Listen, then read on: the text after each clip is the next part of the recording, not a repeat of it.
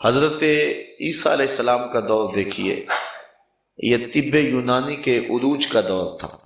حکیم بکرات، سقراط، حکیم افلاطون، حکیم جالینوس، ان لوگوں نے ہر مرض کی تدبیر، تشخیص اور علاج معالجہ دریافت کر لیا تھا۔ صرف 3 امراض کا علاج ان سے نہیں ہو سکا۔ مادر زاد اندھے کی آنکھوں میں روشنی نہیں بھر سکتے تھے، کوڑی کے جسم کو شفا نہیں دے سکتے تھے، تیسرا ان کے پاس موت کا علاج نہیں تھا۔ باقی یونانی اطباء نے ہر مرض کا علاج دریافت کر لیا تھا۔ جب حضرت عیسیٰ علیہ السلام تشریف لائے تو حضرت عیسیٰ علیہ السلام کے دور میں طب کا عروج تھا، تو اللہ تعالیٰ نے انہیں جو معجزات عطا فرمائے وہ یہ تھے کہ انہیں ید بیضا دیا اور انہیں یہ طاقت دی کہ جب وہ کسی نابینے کی آنکھوں پہ ہاتھ رکھتے تھے تو اس کی آنکھوں میں روشنی آ جاتی تھی، جب کسی کوڑی کے جسم پہ اپنا دست نور پھیرتے تھے تو اس کو شفا مل جاتی تھی، مردے کو ٹھوکر مارتے تھے وہ اٹھ کے باتیں کرنے لگ جاتا تھا۔ طب یونانی میں ان 3 امراض کا علاج نہیں تھا، تو اللہ نے اپنے نبی کو ان 3 امراض کا علاج دے کر کے مبعوث فرمایا۔ مختلف انبیاء علیہ السلام کے ادوار اور ان کو دیے گئے معجزات اور اس دور کا بانکپن، اٹھان اور عروج دیکھیے، پھر مطابقت کیجیے، آپ کو ایسا ہی ملے گا۔ جس دور میں جس چیز کا عروج رہا ہے، نبی کا معجزہ اس فخر کو، اس افتخار کو توڑتا ہوا دکھائی دیتا ہے۔ میرے اور آپ کے آقا و مولا جب تشریف لائے، جلوہ فراز ہوئے، تو اس وقت زبان و بیان کا عروج تھا، گھر گھر شاعر اور ادیب پائے جاتے تھے۔ عرب اپنے علاوہ سب کو گونگا خیال کرتے تھے اور انہیں اپنی زبان اور اپنے بیان پہ، اپنی فصاحت و بلاغت پہ ناز تھا۔ تو اللہ تعالیٰ نے اپنے محبوب کو سب سے بڑا معجزہ قرآن دیا اور پھر ان کو کہا کہ اگر تمہیں ہم نے جو اپنے نبی کے سینے پہ نازل کیا ہے، اپنے عبد خاص کو جو کتاب رحمت دی ہے، اس میں اگر تمہیں شک ہے تو اس کی مثل ایک سورت لا کے دکھاؤ، اور اکیلے سے نہیں بلکہ جڑ جاؤ، اکٹھے ہو جاؤ، اپنے حمایتیوں کو بلا لو۔ اور پھر کہا اگر تم نہیں لا سکے تو کبھی بھی نہیں لا سکو۔ علامہ جلال الدین سیوطی الاتقان فی علوم القرآن میں لکھتے ہیں، اگر قرآن کی مثل لایا جانا ممکن ہوتا تو بدر اور احد کی لڑائیاں نہ ہوتی۔ سیدھا سا اور آسان سا کام تھا کہ قرآن کی مثل کچھ لفظ گھڑ لیتے، لیکن یہ لڑائیاں ہوئیں، یہ مقاتلہ ہوا، یہ جنگیں ہوئیں، یہ اتنا کچھ ہوا۔ اس کا مطلب سیدھا سیدھا یہ ہے کہ قرآن مجید کے اس دعوے کا وہ جواب نہیں لا سکے، اور قرآن نے جو چیلنج کیا تھا اس چیلنج کو وہ قبول نہیں کر سکے۔ وہ اہل زبان تھے، شاعر تھے، ادیب تھے، اور وہ اپنے زبان و بیان پہ ناز کرتے تھے، تو قرآن مجید کی صرف ایک سورت کا مقابلہ کہا گیا تھا، اور سورت لازمی نہیں کہ کوئی بہت سارے رکوعات پہ مشتمل ہو، 3 آیات پہ مشتمل بھی ہو سکتی تھی، لیکن وہ نہیں لا سکے، اور 14 صدیاں گزر گئی۔ آج بھی دنیا کے اوپر عربی جاننے والے مستشرقین موجود ہیں جو اسلام کے خلاف دن رات کوشاں ہیں، لیکن آج بھی قرآن مجید کا مثل نہیں لا سکتے اور نہ لایا جا سکتا ہے۔ یہ قرآن کا وہ دعویٰ ہے جو کل بھی موجود تھا اور قرآن کے اوراق میں آج بھی موجود ہے۔ جب کوئی بندہ مقابلہ نہ کر سکے تو پھر لڑائی پہ اترتا ہے، جب گفتگو دلائل سے بات نہ کر سکے تو پھر گریبان پکڑتا ہے۔ یہ دنیا کے اوپر ہم نے یہی دستور دیکھا ہے۔ یہ بدبخت اور ملعون پادری نے جو انتہائی بدبودار اور متعفن کام کیا ہے کہ کتاب رحمت قرآن مجید کے ایک نسخے کو آگ لگائی، تو یہ اصل اس کی بے بسی کی دلیل ہے، کیونکہ اس کتاب کا مقابلہ نہیں ہو سکتا۔ اس سے قبل انہی یہود و نصارہ نے مل کر کے ڈاکٹر شروش کو ملینز اور بلینز ڈالر دے کر کے اس کو جو ہے وہ کتاب رحمت قرآن مجید کے مقابلے کے لیے ابھارا، اور اس نے مسلسل 7 سال کی محنت کے بعد الفرقان الحق کے نام سے ایک کتاب لکھی اور اس کے بارے میں یہ دعویٰ کیا کہ یہ ہم نے قرآن مجید کا مقابلہ کر دیا ہے، اور جو قرآن نے چیلنج کیا تھا کہ ایک سورت لاؤ، ہم اس کتاب کے مقابلے میں پوری کتاب لے آئے ہیں۔ تو ڈاکٹر شوروش کی یہ کتاب، جس کو الفرقان الحق کے نام سے آپ نیٹ پہ دیکھ سکتے ہیں، انہوں نے پوری دنیا کے اوپر اس کتاب کو پہنچایا اور اس پر اربوں خربوں روپے انہوں نے صرف کیے، دنیا کے بڑے بڑے دانشوروں کی لائبریریوں میں پہنچایا اور مختلف جرائد اور رسائل کے اندر ان کو چھپوایا اور دنیا کے کونے کونے تک پہنچایا۔ لیکن جب اہل علم نے اس کتاب کو، جس کا نام الفرقان الحق رکھا، جب دیکھا تو ردی کی ٹوکری میں پھینک دیا کہ کہاں قرآن کی عظمت اور کہاں یہ بے تکی باتیں، قرآن کا مقابلہ نہیں ہو سکا۔ اور دنیا کے جتنے بھی دانشور تھے انہوں نے اس کتاب رحمت قرآن مجید کی عظمت کو بیان کیا اور اس فرقان حق کو، جو خرافات کا مجموعہ تھی اور بہت جگہ پہ قرآن مجید کے الفاظ کا چربہ کیا گیا تھا، اس کو رد کر دیا گیا۔ مغرب آئے دن اس طرح کے مکروہ افعال کا ارتکاب کر کے وہ کیا چاہتا ہے؟ آزادی اظہار کے نام سے جو تماشا کیا جاتا ہے، ابھی حال ہی کے اندر کسی نے اوباما کو بن مانس کی اولاد کہہ دیا تو وہاں شور مچا ہوا ہے۔ آپ اخبارات میں دیکھ رہے ہیں کہ وہاں شور مچا ہوا ہے کہ وہ شخص جس نے یہ بات کہی ہے وہ مستعفی ہو جائے۔ اس نے اوباما کی آبرو پہ حملہ کر دیا اور اس کو بن مانس کی اولاد کہہ دیا۔ اور ذرا غور کیجئے تو یہ جو مغرب کے لوگ ہیں، ان کا نسب تو ویسے معلوم ہے ہی نہیں، یہ مجہول النسب ہیں، اور ان کو یہ اگر بات کہہ دی تو برا مان گئے۔ تو اگر ہمارے آقا کی توہین ہوتی ہے تو ہم اگر جذبات کا اظہار کرتے ہیں تو ہمیں تانا دیا جاتا ہے کہ تم جو ہے وہ آزادی اظہار پر قدغن لگانے کی کوشش کرتے ہو۔ لیکن شاید مغرب بھول گیا ہے، لوگ تو آکسیجن سے سانس لیتے ہیں، لیکن جو حضور کے غلام مسلمان ہیں وہ عشق رسول سے سانس لیتے ہیں، ان کا جینا مرنا حضور کے نام ہے، اور وہ یہ گوارا نہیں کرتے اور وہ اس بات کو برداشت نہیں کر سکتے کہ کوئی ہمارے پیغمبر کی توہین کرے۔ تو اس وقت پوری دنیا کے اوپر ایک کھیل کھیلا جا رہا ہے اور اس میں مسلمانوں کے جذبات کو مردہ کرنے کی کوشش کی جا رہی ہے۔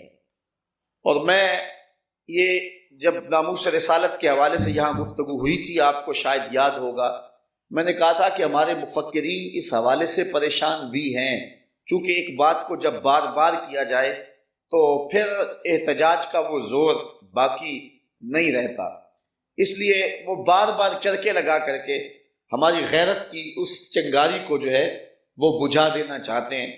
لیکن پریشانی اپنی جگہ پہ، لیکن اس امت کی کوکھ ابھی بھانج نہیں ہوئی۔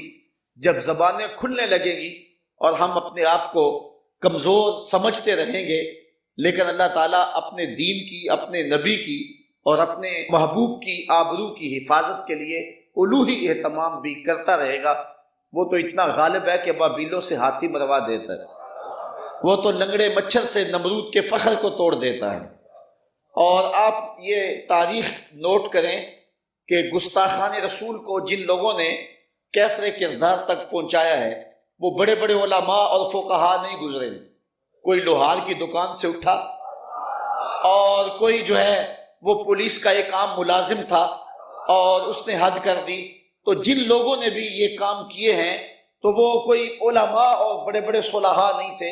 اللہ تعالیٰ کی عادت یہ ہے کہ جو لوگ حضور کی توہین میں اپنا منہ کھولے تو اللہ تعالیٰ جل شانہ ایسے لوگوں سے جو ہے ان کا کلا کما کروا دیتا ہے، اور دنیا کو یہ بتلا دیا ہے کہ اگر تم کسی کے مذہب اور عقیدت پہ حملہ کرو گے تو پھر کسی کی کوئی سیکورٹی باقی نہیں ہوگی۔ اور بڑے بڑے حکمران اور بڑے بڑے تخت و تاج والے جن کی اتنی لمبی زبانیں ہو گئی تھی، ایک قدم اٹھایا ہے جو ہے وہ پولیس کے ایک ملازم نے، جس کو ممتاز قادری سے دنیا یاد کرتی ہے، اور پھر اس کے ایک قدم سے ساری زبانیں اندر چلی گئی ہیں۔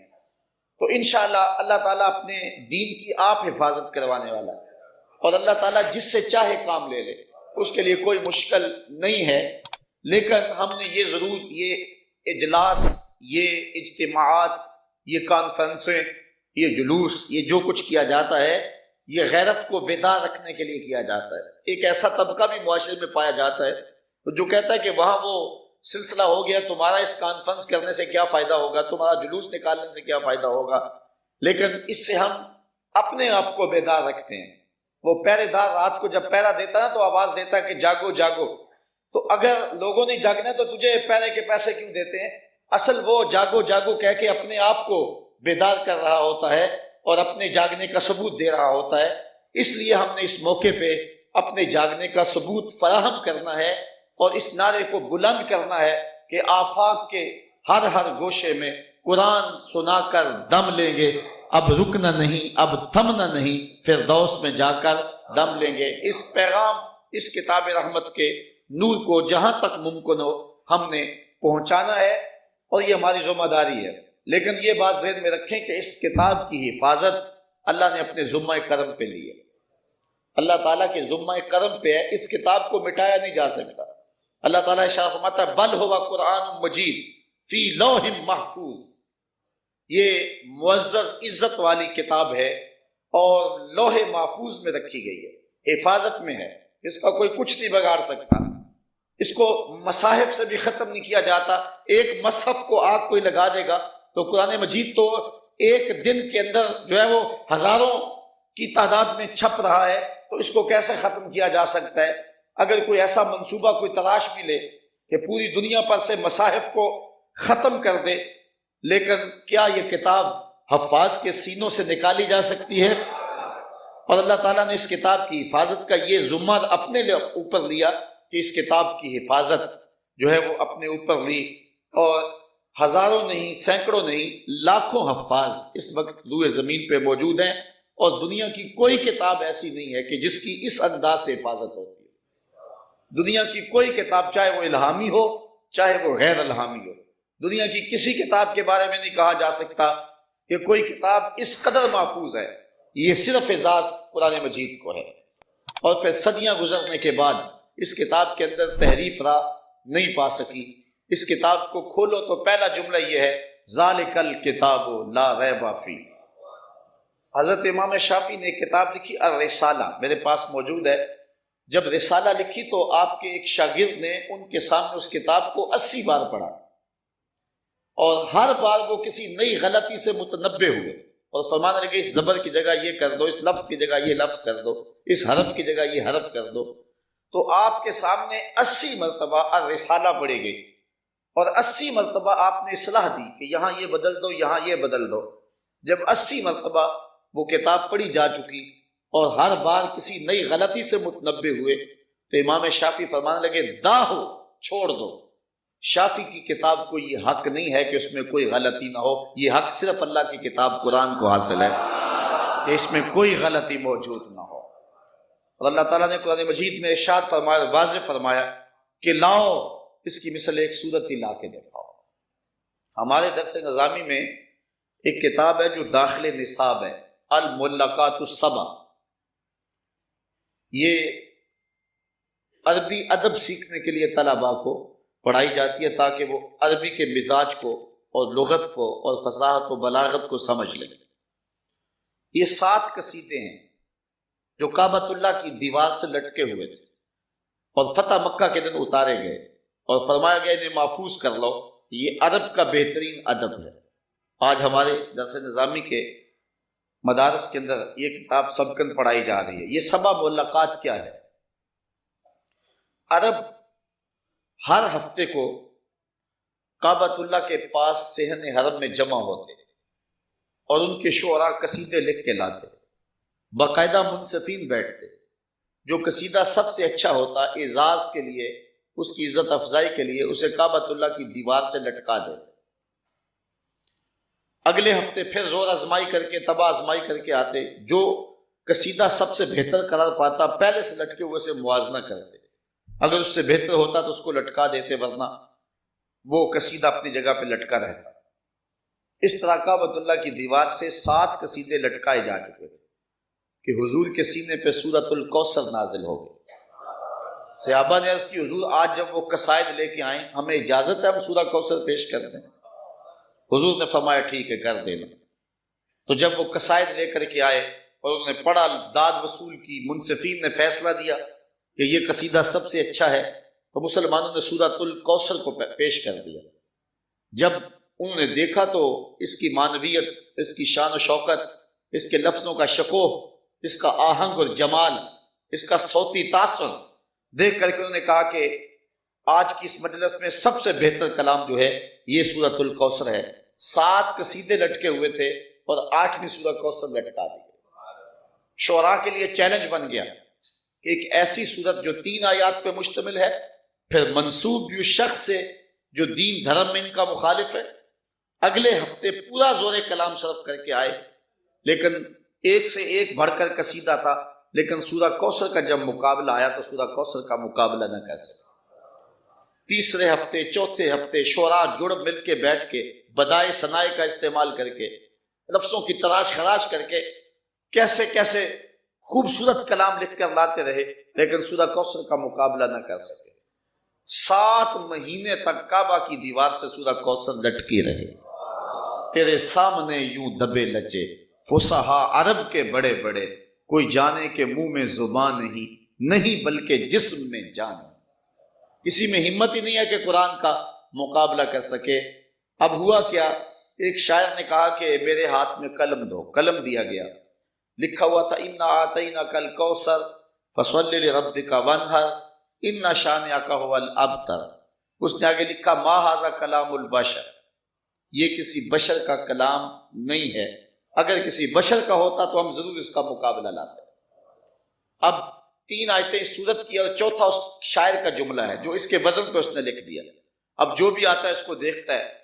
ایک دور دراز علاقے سے شاعر آیا، کعبۃ اللہ کا طواف کیا، 7 قصیدے لٹکے ہوئے پڑے، اشش کر اٹھا، لیکن جب سورہ کوثر پہ پہنچا تو حیرت کی انتہا نہ رہی، اتنا جامع اور خوبصورت کلام، لیکن جب چوتھے جملے پہ جاتا ہے تو اٹک جاتا ہے، پھر پیچھے سے آگے بڑھتا ہے، چوتھے پہ جا کے اٹک جاتا ہے۔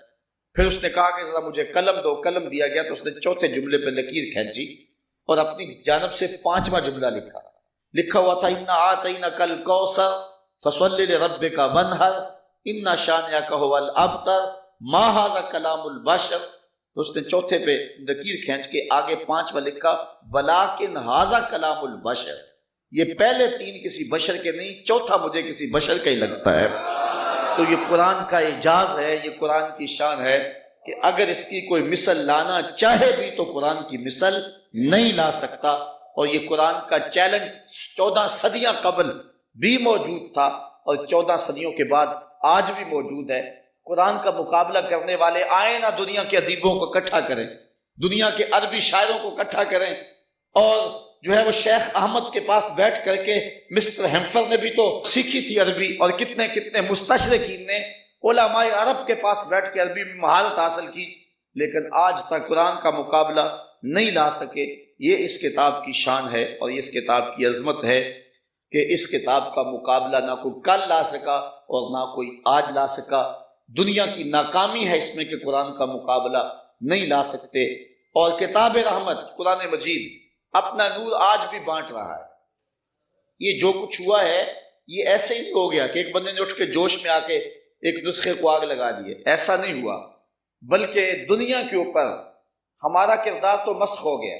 میں اس بات کو تسلیم کرتا ہوں، علماء کا بھی، مسلم عوام کا بھی، ہمارا کردار مسخ ہو چکا ہے۔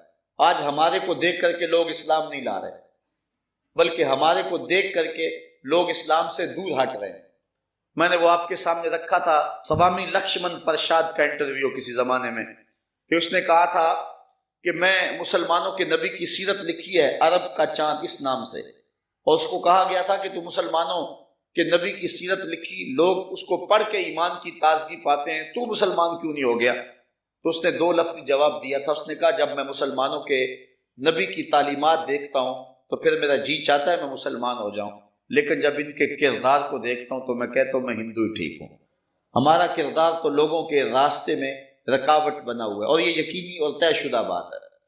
آج اگر کوئی دنیا کے اوپر لوگ اسلام لا رہے ہیں وہ ہمارے کردار سے نہیں لا رہے، وہ قرآن مجید کو پڑھنے کے بعد اور صوفیاء کی کتابوں کو پڑھنے کے بعد اسلام لا رہے ہیں۔ امام غزالی کو پڑھ رہے ہیں، شیخ ابو طالب مکی کو پڑھ رہے ہیں، ان لوگوں کو پڑھ کے وہ اسلام لا رہے ہیں اور قرآن مجید کو ڈائریکٹ پڑھ رہے ہیں اور اس سے ان کو فیض مل رہا ہے۔ 9/11 کے واقعہ کے بعد امریکہ کے بک سٹالوں پہ سب سے زیادہ فروخت ہونے والی کتاب قرآن مجید ہے۔ اب مغرب کے جو ہے وہ بنیاد پرست لوگ ہیں، وہ گھبرا گئے کہ اب اس اسلام کی بڑھتی ہوئی طاقت کو روکا نہیں جا سکتا، چونکہ یہ قرآن ہمارے نبی کا زندہ معجزہ ہے۔ اقبال علیہ رحمہ نے کہا تھا آن کتاب زندہ قرآن حکیم، حکمت او لا یزال استو قدیم۔ اقبال کہتا ہے کہ یہ کتاب زندہ ہے، یہ ہمیشہ زندگی بانٹے گی، جب امت مردہ بھی ہو جائے گی یہ کتاب پھر بھی زندہ ہوگی۔ اور آج امت کا حال واقعی ایسا ہے، اگر باتیں تلخ نہ ہوں تو کروں، اگر آپ شکوہ نہ کریں تو 2-4 باتیں میں آپ سے کرنا چاہتا ہوں۔ آج جو ہماری حالت ہے وہ بڑی ناگفتہ بے ہے۔ میں آپ سے ایک سوال پوچھنا چاہتا ہوں کہ ہم پاکستان اور انڈیا کے اس میچ ہار گئے، بڑا دکھ ہوا، مجھے بھی ہوا، آپ کو بھی ہوا۔ ایک پاکستانی ہونے کی حیثیت سے جو ہے وہ ہمیں دکھ ہونا چاہیے تھا۔ انڈیا ہمارا ازلی دشمن ہے اور وہ بدبخت ہے اور ہمیشہ ہمیں نقصان پہنچانے کے لیے اس نے ہمیشہ کوشش کی، لہٰذا اس کی جیت بھی ہمارے لیے تکلیف کا باعث ہے اور پاکستان کی ہار بھی ہمارے لیے جو ہے وہ باعث اذیت ہے۔ لیکن ایک کھیل کو کھیل کی حد تک ہی رہنا چاہیے، لیکن ہم لوگوں نے جو کچھ کیا اس سے تو لگتا تھا یہ بڑی زندہ قوم ہے۔ لوگوں نے اینٹیں مار کے کیا فیصل آباد میں، اخبارات آپ نے دیکھے، کچھ لوگوں نے جو ہے وہ خودکشی کی کوشش کی، کچھ لوگوں نے جو ہے وہ دیواروں سے ٹکریں ماری، سکرینیں توڑ دیں، اور 6 سے 7 تک لوگ جو ہیں وہ ہارٹ اٹیک سے جو ہیں وہ مر گئے، اور باقی لوگ جو ہیں وہ اس مرض میں مبتلا ہو گئے۔ دکھ کی کیفیت جو ہوئی وہ ایک الگ کہانی ہے۔ میں کہتا ہوں یہ بڑی غیرت مندی کا مظاہرہ کیا گیا ہے اور بڑے جوش و غضب کی کہانی ہے جو میری قوم نے رقم کی ہے۔ میں کہتا ہوں کہ ایک کھیل ہار گئے ہم، اس وقت تو ہمیں ہارٹ اٹیک ہو رہا ہے، اس وقت تو ہم اپنے چہرے پہ اور اپنے منہ پہ اینٹیں مار رہے ہیں، اس وقت تو ہم جو ہے وہ ٹیلی ویژن بند کر رہے ہیں کہ ہم سے یہ پاکستان کی حال کا منظر نہیں دیکھا جا سکتا، اس لیے ہم نے پہلے ہی جو ہے وہ آف کر دیا ہے۔ میں آپ سے پوچھتا ہوں کہ جس دن ریمنڈ ڈیوس کو لے کے جا رہے تھے امریکی گنڈے، اس دن تو کسی نے سکرین بند نہیں کی کہ یہ منظر ہم سے دیکھا نہیں جاتا، اس دن تو کسی نے سکرین نہیں توڑی۔ پاکستان میچ ہار گیا تو اپنے آپ کو اینٹیں مار رہے اور ہارٹ اٹیک ہو رہے لوگوں کو۔ جب کتاب رحمت قرآن مجید کو آگ لگا دی گئی تھی اس دن تو کسی ایک کو بھی ہارٹ اٹیک نہیں ہوا، اس دن تو کوئی ایک شخص بھی جو ہے وہ اس کی زندگی زیر و زبر نہیں ہوئی ہے۔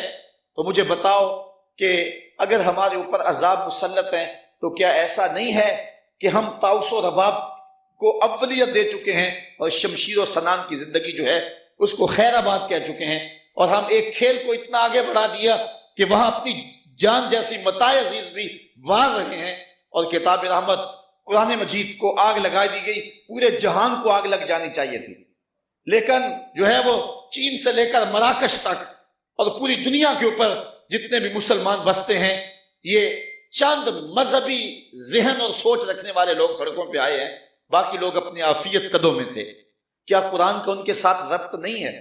میچ کے وقت تو ساری قوم دیوانی ہو گئی تھی، ساری قوم میں کہتا ہوں پاگل ہو گئی ہوئی تھی، اور جو بعد میں حال ہوا قوم کا اور جس طرح کے قوم کے جذبات دیکھنے میں آئے، وہ تمہارے جذبات جو ہے کتاب رحمت قرآن مجید کو جب آتش زدہ کیا گیا تھا اس وقت تمہارے مذہبی جذبات کہاں گئے ہوئے تھے؟ اس وقت تمہاری کیفیتیں اس طرح دیکھنے میں کیوں نہیں آئی؟ شاید مغرب تمہیں چیک کرنا چاہتا تھا اور اس نے چیک کر لیا کہ تمہارے نزدیک میچ کی اہمیت زیادہ ہے، اور کتاب رحمت کو آگ لگ جائے تو اس کو تمہارے نزدیک جو ہے وہ اہمیت تم نہیں دیتے ہو۔ اس لیے اس نے دوبارہ اعلان کیا کہ اب اس کے 6000 نسخے بھی جلائے جائیں گے، اور ہر مسجد کے سامنے یورپ کے اندر جو ہے اور امریکہ کے اندر جو ہے وہ ہم مظاہرے بھی کریں گے۔ اس نے اندازہ کر لیا کہ یہ قوم جو ہے وہ قوم مردہ ہے، لیکن اس بجھی ہوئی راگ کے اندر بھی چنگاریاں موجود ہیں۔ بعض بات ایک شخص ہی پوری قوم کا کفارہ ادا کر دیتا ہے، لیکن میں آپ سے یہ پوچھنا چاہ رہا ہوں کہ اپنے اندر آپ خود اتر جائیں اور اپنے آپ سے سوال کریں۔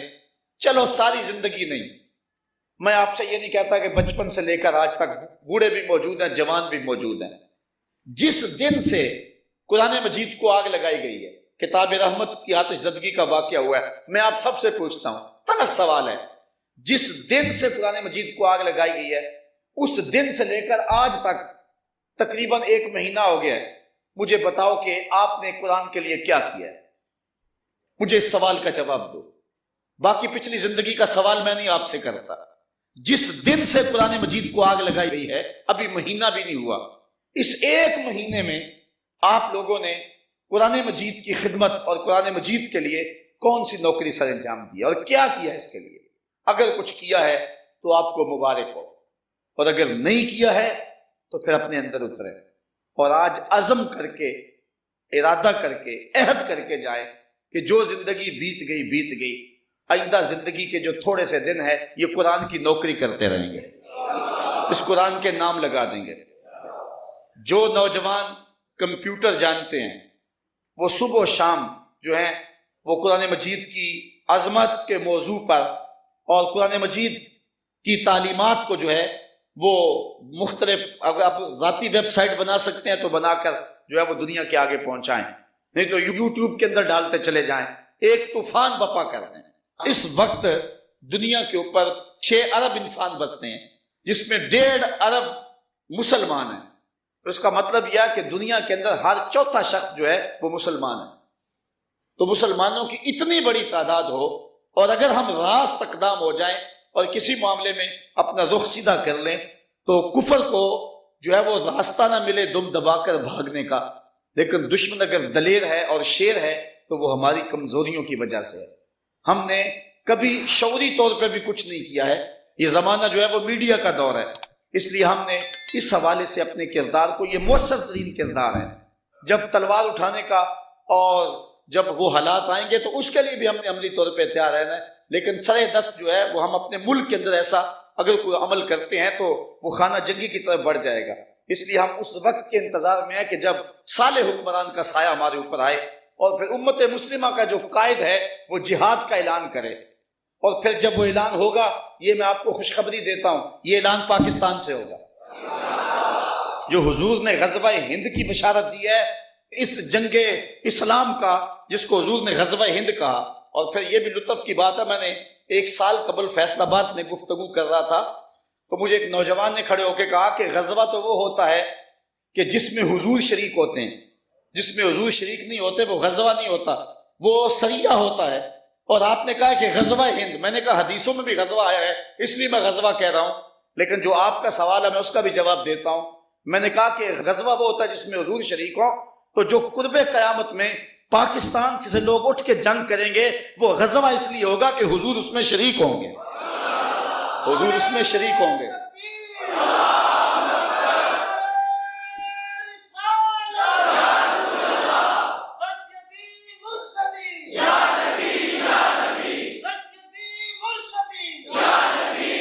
پاکستان کی روحانی ڈائری دیکھیں، جب 65 کی جنگ لگی ہے تو وہ خدام جو حضور کے روضہ کے آس پاس جھاڑو دیتے ہیں، ان میں سے کچھ لوگ سوئے، انہوں نے خواب دیکھا کہ حضور 5 اصحاب کے روضہ انور سے نکل رہے ہیں اور حضور نے جنگی لباس پہنا ہوا ہے اور اسلحے پہنے ہوئے۔ انہوں نے کہا ہمارے ماں باپ آپ پہ قربان ہوں، حضور آپ اس وقت جنگی لباس میں کہاں جا رہے ہیں؟ رات کا موقع ہے۔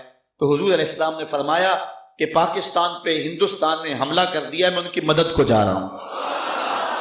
اور پھر پاکستان کی نہیں دنیا کی عسکری تاریخ کا یہ عجوبہ ہے کہ صرف 30 سیکنڈ کے اندر ہم نے انڈیا کے 3 جہاز گرائے تھے، 3 منٹوں میں نہیں، صرف 30 سیکنڈ کے اندر، آدھے منٹ میں ہم نے انڈیا کے 3 جہاز مار گرائے تھے۔ مجھے بتاؤ کہ یہ کسی جدید ٹیکنالوجی کا کمال تھا یا محمد عربی کی تائید کا کمال تھا؟ یہ پاکستان کی تاریخ ہے، یہ پاکستان کی روحانی ڈائری ہے۔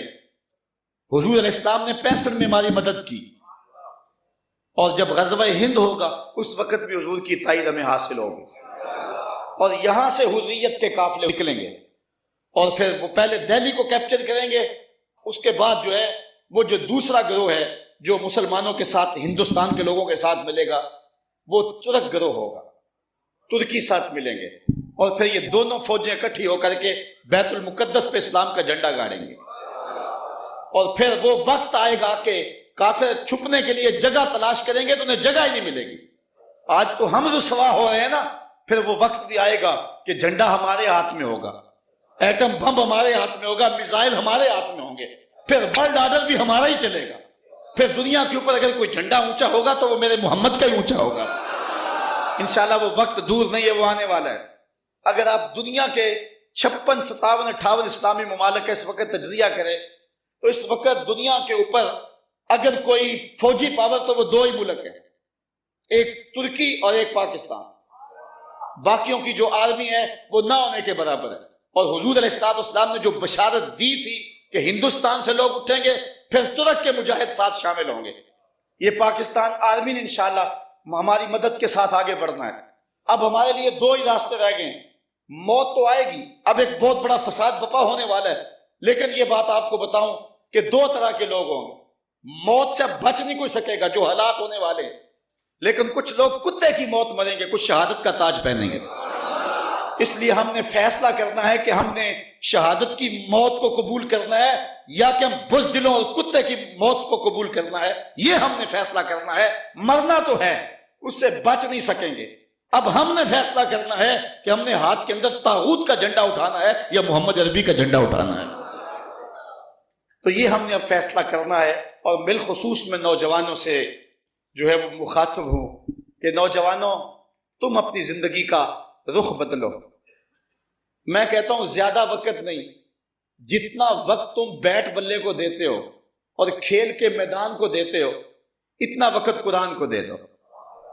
جتنا وقت تم کرکٹ کو دیتے ہو اتنا وقت رسول اللہ کی امت کو دے دو۔ صرف اتنا وقت اگر تم دے دو، جتنا وقت صرف کرکٹ کو دیتے ہو، ارادہ کر لو آج اتنا وقت آج کے بعد قرآن کو دیں گے۔ اگر عزم کریں، اگر 100 نوجوان بھی یہاں سے عزم کر کے اٹھیں تو میں سمجھتا ہوں کہ اس سیالکوٹ کے اندر ایک اسلامی انقلاب برپا ہو جائے گا۔ اور میں جگہ جگہ کہہ رہا ہوں کہ 313 نوجوان تیار ہو جائیں، ہر شہر سے، ہر بستی سے۔ اور پھر وہ لمحے آنے والے ہیں کہ جن لمحوں کے اندر ان نوجوانوں کے ہاتھوں میں اسلام کا جھنڈا ہوگا۔ انشاءاللہ وہ وقت اب دور نہیں ہے۔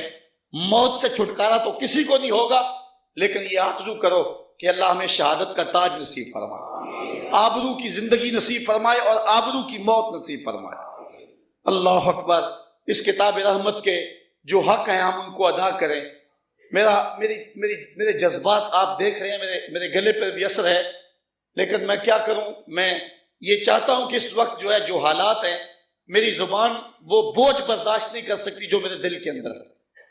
میرا جی چاہتا ہے کہ میں چوکوں اور بازاروں میں جا کے چیخوں اور شور کو ایک ہنگامہ کھڑا کر دوں اور دنیا اکٹھی ہو، جن کو کہوں کہ ایک مجذوب کی آواز سن لو، ایک پاگل کی صدا سن لو، شاید کہ تمہیں یہ دوبارہ کوئی بتانے والا نہ ہو، آؤ اٹھو، قرآن کا پرچم تھام لو۔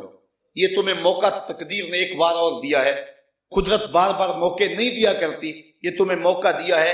اور اتنا بڑا حادثہ ہوا ہے قرآن مجید کی آتش زدگی کا کہ امت مسلمہ کے لیے اس سے بڑا کوئی حادثہ اور کیا ہو سکتا ہے، لیکن اب بھی اگر نہ اٹھے تو شاید ہمیں تاریخ معاف نہ کرے۔ اللہ تعالیٰ جل شانہ ہمیں کتاب رحمت کی نوکری کی توفیق نصیب فرمائے۔ اس کتاب رحمت قرآن مجید کے ہمارے ذمے جو ہیں وہ 6 حق ہیں جن کو ہم نے ادا کرنا ہے۔ پہلا حق اس کتاب کا کہ اس کو اللہ کی کتاب مانا جائے، اور یہ غیر مخلوق ہے، مخلوق نہیں ہے۔ اب اس وقت مجھے امام احمد بن حنبل یاد آئے۔ اس کتاب رحمت پر پہلے بھی حملے ہوتے رہے، چونکہ امت مسلمہ کا اثاثہ یہ کتاب ہے۔ اقبال کہتا ہے گر تو می خواہی مسلمہ زیستن، نیست ممکن جز بقرآن زیستن۔ اگر تو مومن بن کے جینا چاہتا ہے تو قرآن کے بغیر تو جی نہیں سکتا ہے۔ یہ امت مسلمہ کا نصاب ہے، نصاب۔ امت مسلمہ کا مرکز بیت اللہ اور گنبد خضرا ہے، اور ان کا نصاب قرآن مجید ہے، میر کارواں حضور ہے۔ اس لیے ہدایت کے ان چشموں کو اوباما نے کہا تھا کہ ہم جو ہے وہ مکے اور مدینے 2 بستیوں کو مٹا دیں تو دنیا پر امن قائم ہو سکتا ہے۔ دوسرا حملہ خاکوں کے ذریعے انہوں نے حضور کی ذات پہ کیا تھا، اور تیسرا حملہ اب انہوں نے قرآن مجید پہ کیا ہے، اور یہی ہمارے مراکز ہیں۔ کعبۃ اللہ، گنبد خضرا، یہ ہمارے مراکز ہیں، اور حضور ہمارے میر کارواں ہے، میر حجاز اپنا۔ اس نام سے باقی ہے آرام جہاں ہمارا، چین و عرب ہمارا، ہندوستان ہمارا، مسلم ہے ہم، وطن ہے سارا جہاں ہمارا۔ تو حضور ہمارے میر کانواں ہیں، ان پر حملہ کیا گیا، ہمارے مراکز پہ حملہ کیا گیا، اب قرآن مجید پہ حملہ کیا۔ یہ جو کچھ کیا جا رہا ہے یہ ایک منصوبہ بندی کے تحت کیا جا رہا ہے، اور اس میں جو ہے وہ یہود و نصارہ کی ایک باقاعدہ جو ہے وہ ان کا تھنک ٹینک کام کر رہے ہیں کہ اس وقت مسلمانوں کے خلاف ہم نے کیا کرنا ہے اور اگلی پلاننگ ہماری کیا ہوگی۔ اس کے مقابلے میں ہمارے تھنک ٹینک موجود نہیں ہیں، لیکن جہاں جہاں جس کو اللہ تعالیٰ نے دل کا درد دیا ہے وہ اپنی توفیق کے مطابق کر رہا ہے۔ اللہ تعالیٰ کی بارگاہ میں یہ دعا مانگیں کہ اللہ ایسے اسباب پیدا کرے کہ غیرت مند حکمران آئے اور پھر امت کے لیے کوئی لاہ عمل تیار کیا جائے، ورنہ وہ اقبال نے کہا تھا چمن میں رخت گل شبنم سے تر ہے، سمن ہے سبزہ ہے باد سحر ہے، مگر ہنگامہ ہو سکتا نہیں گرم، یہاں کا لالا بے سوز جگر ہے۔ اللہ امت کو کوئی قیادت صلاح الدین ایوبی جیسی عطا فرما۔ تو بات کر رہا تھا کہ اس کتاب رحمت پر پہلے بھی حملے ہوئے۔ سب سے پہلا حملہ معتزلہ نے کیا، انہوں نے کہا یہ قرآن مخلوق ہے، تو حضرت امام احمد بن حنبل نے کہا کہ یہ خالق کا کلام ہے اور یہ غیر مخلوق ہے۔ اس جرم کی پاداش میں چونکہ وقت کے حکمران بھی معتزلہ کے ہم نوا ہو گئے، امام احمد بن حنبل کو اس جرم کی پاداش میں پکڑا گیا۔